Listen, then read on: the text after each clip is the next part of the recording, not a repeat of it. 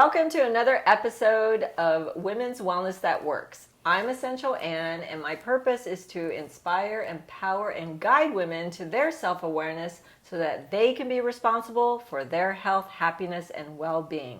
I am so grateful to have a wonderful, amazing new friend that I recently met, but we are like soul sisters now. Mindy Park, thank you for being here. Thank you for having me. Oh my God. Thank you so much. Yes, absolutely. So there's so many things about you that I love, and there's so many things to share, but why don't you share with them a little bit about your background and your history? Just a little bit about your background, where you're from. Sure.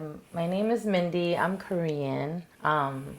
I was raised in Orange County and then became a LA girl in high school. And I'm from LA now, and I am an entertainer. I sing. I do a lot of charity work, and I'm a co-host of podcasts called Untie the Ribbon. It spaces on cancer, surviving. And I also have a beauty studio partner up with my the host of podcast. I do facials, and we got other things that we're doing. It's also working with beauty, and I'm a mom before all that. I'm a mom of 4. Wow. And my youngest is 8, so I just keep myself busy, going, whatever it takes. Okay, girl, you got a lot going on, but your on. skin is beautiful. Thank you. That's the first thing I noticed is how beautiful your skin Yeah. is, and you're bright and vibrant. Love the red hair going. Thank you. So, yes, you are an amazing woman with so much energy, and you have 4 children. Yes, I do. Yes, I do. And so before that, what was going on in your life that you want to share with women about your story? I'm also a survivor of domestic violence. So to be here, it took me a long time. So this is where I didn't have a voice. I pretty much sit back at home and do nothing.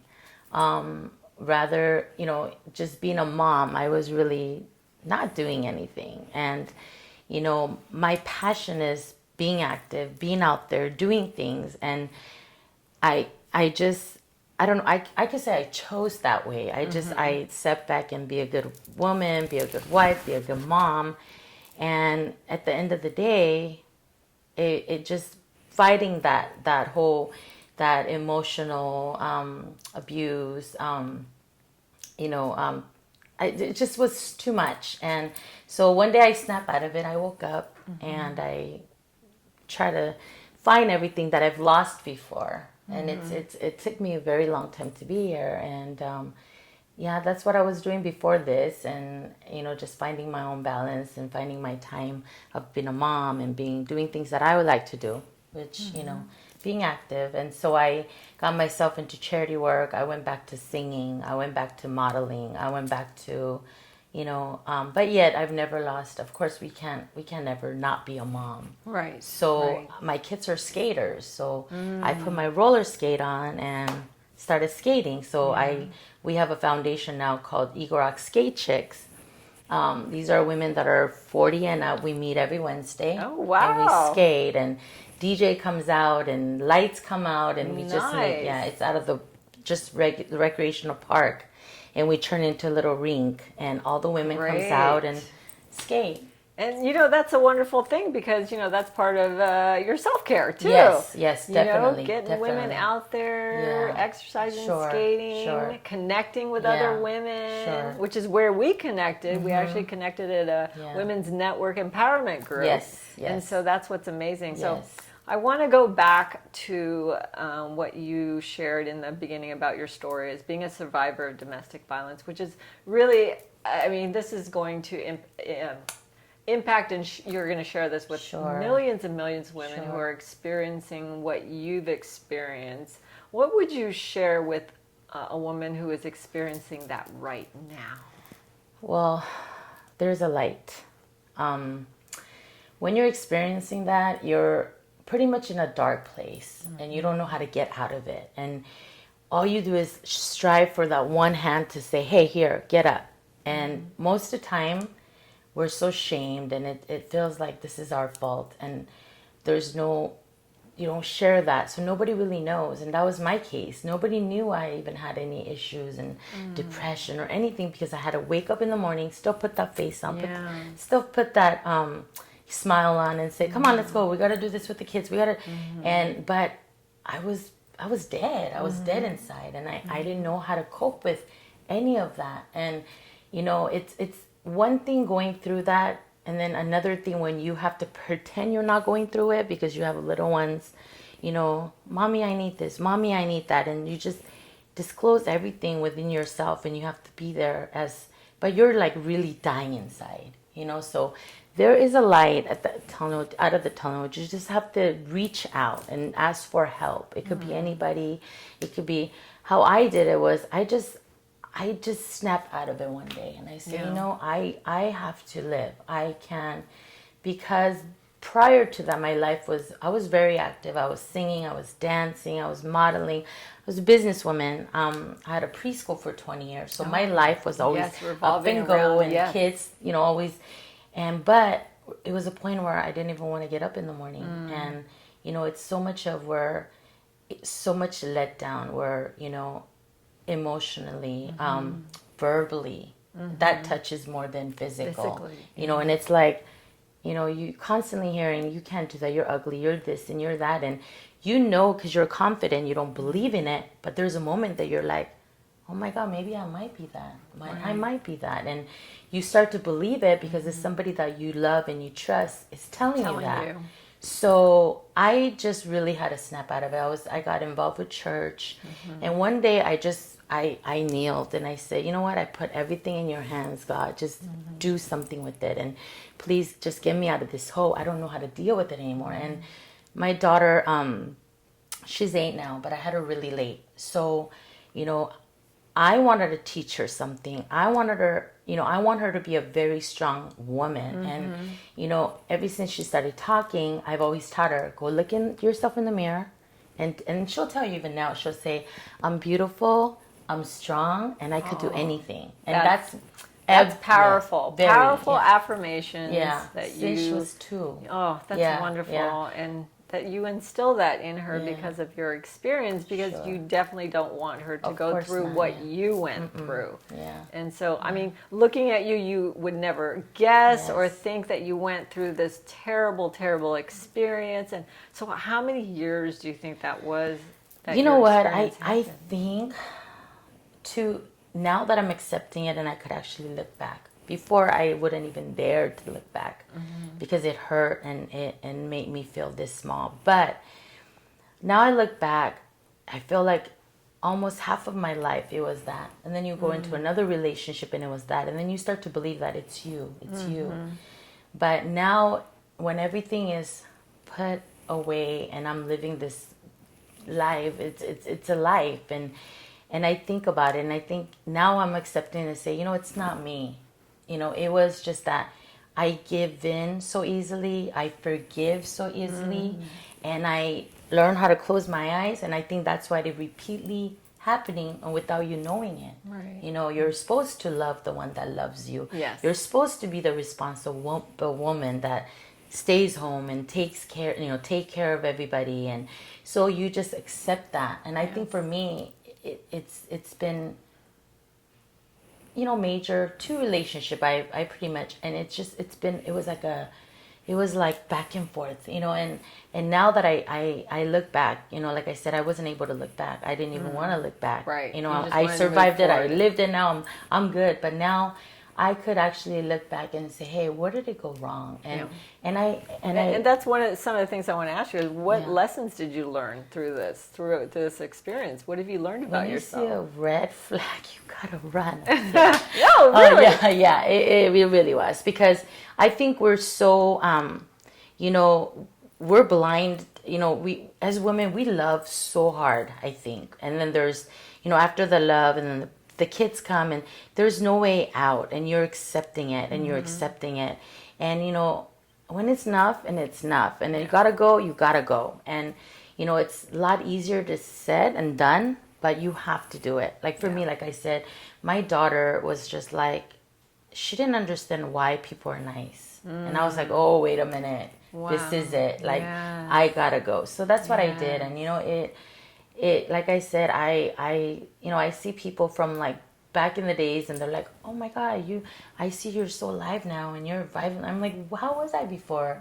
Like, there was just something. You're very quiet. Yes. That's not So me. self-esteem Yes. was low. Your Yes. self-worth Yes. was low. You weren't aware that you were feeling this way because you were in it. And now that you're out of it, you have the vibrancy, the Yes. energy, the Yes. light, the brightness. Sure. You're radiant Yes. now Yes. because of your, you've decided you were done. You were Yes. done with the abuse. And you don't hear someone constantly telling you negative things about you when you're doing everything in your book. In your book, every power that you have to do right. Yes. And be responsible. But if somebody's constantly telling you that's not the way to do it, you shouldn't look like that. It's like part of you just kind of, it just, for me, it was like dead, and every day I was, living it, just being a mom, and my anger and my depression was affecting my kids. Yes. And I said, Yes. okay, enough. Kids are smarter than Of we course, think. yes. Right? And Even though we think. as hard as you try to Hide it. they'll know. Yeah, they know. Yeah, They yeah. definitely can sense it and Sure. feel it. They feel your energy and so forth. Yeah. So you are an amazing woman. I Thank you. congratulate you for your courage and your bravery, and for you to, take that step, even if probably one of the hardest steps you've ever taken is to get out of those relationships. And now you are a woman who is powerful, who is an example to your children and to other women with all these businesses. So what are some of the things that you do to take care of yourselves? Well, like I said, I now make sure that I find time for myself. It could be, dropping off the kids and go to the beach and hang out at the sand, or it could be, and again, skateboarding. I used to dance. I dance salsa, Latin salsa. Yeah, and it's called Latin fusion, and it's salsa and jazz mix. Nice. So that was my thing in the pandemic start, and she closed down. So I had to find another outlet. So I found roller skating. And I mean, I love it. I love it. We meet every Wednesdays. And then, I chase my kids on roller skates now instead of on my foot. Instead of on your foot. Catch them because they're always skateboarding. Yeah, exactly. And, my son, he's been skating since 2.5. And he's 10 now. Yeah, so it's their life. It's in their life. That's in their blood. It's in their life. Yes, and so, yeah. Yes. Kudos for you for sharing that with your children and growing and empowering them to be independent and to really love themselves for who they are, because that's what you've done, and you are sharing that message. This is such an important message for millions of women out there. If you're in a domestic violence relationship, to definitely seek the help, and that there is help out there. It's there nothing are to women. be ashamed of. It's not your fault. And lots of times that you believe that it's your fault, and you somehow get yourself in that same track, and and it's not that we allow ourselves. It's just that because our love is so great, and that it's okay. I'll just close my eyes this time. It's okay. I mean, who cares? I'm a strong woman. I could hear that. Right. Oh, it's just this. But at the end of the day, it's not, because it's slowly making you smaller and each smaller time, Yes. And then, of course, part of it is also not thinking of yourself first. Is putting everyone else before you. And so that, I think, is the key to any woman out there, is you get to be first in every aspect of your life, emotionally, spiritually, and physically. Take care of you first, and it is not selfish. Yeah, it's not. It is not selfish. It is a priority. Sure. Right? Yes. So I'm going to ask you a couple of questions. Okay. So where do you find your strength? Prayers. Yes, prayers. Okay. Every time I feel, obstacle, I feel depressed, or I feel like, when you have those moments, when all my kids are sleeping, I kneel and I just have this great conversation with him. And, and I've learned to say, I don't know, one day that phrase came to me, and I said, Lord, I'm going through this right now. I'm going to give it to you. I'm going to put it in your hands. Surrender. Do whatever you want with it and utilize me. Yeah. And soon as I say that, Yeah. I feel like so uplifted, and I'm like, okay, no more. Like, I could snap out of this. And I think that's another, I wouldn't say a problem, but I've always believed in me to think that I'm a strong woman. So all that things were thrown at me, I took it like a soldier, and I got this, but I didn't get it, So realizing that you don't have to always be strong. Yes. You don't always have to So when I realized it really helped me. So I pray all the time.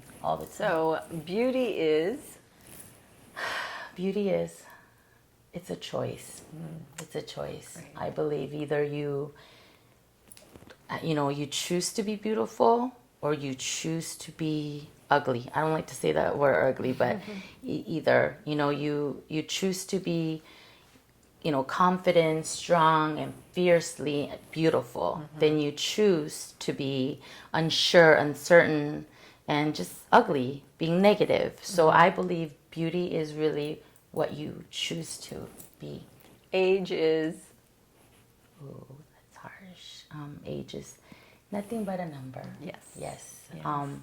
Only because I've known I meet people that are so much older and they act like they're teenagers. And then it is. Right? Truly it's like, just how old are you? I know a couple people that personally. And then you meet this, young people, and they're already mindset so mature, and it's like, wow, I'm actually having a conversation. So I think it's just a number. And health is everything to me. Yes. Everything to me. I think health is, more time with my kids. I want to see my daughter grow, and I had her so late in all the complications. She wasn't supposed to be here.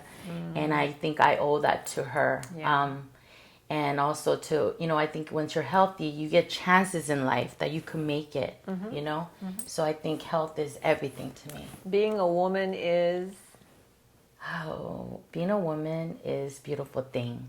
Yeah, we could love others, and you could be vulnerable. You could be without feeling guilty, and love endlessly. Yeah. I'm so thankful that you're here. Thank you. And sharing your story and inspiring women and empowering them to get out of any kind of domestic violence that they're in currently. Yes. I am so grateful for you. And so thank you for having me. Much. Thank you. Absolutely. Thank you.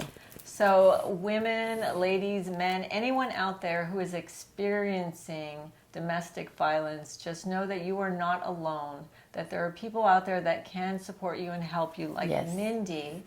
And just know that when you are ready, that it will get better and better for you. But just know that you have to take that first step, and when you're ready, and you will be just as radiant and beautiful and amazing as Mindy is right now.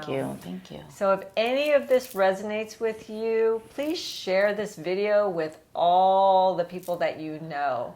And please subscribe to my channel, Essential Ann. And just remember, every woman has her story. What's your story? Until next time, check out our episodes on Essential Ann, and we will see you again soon. Bye.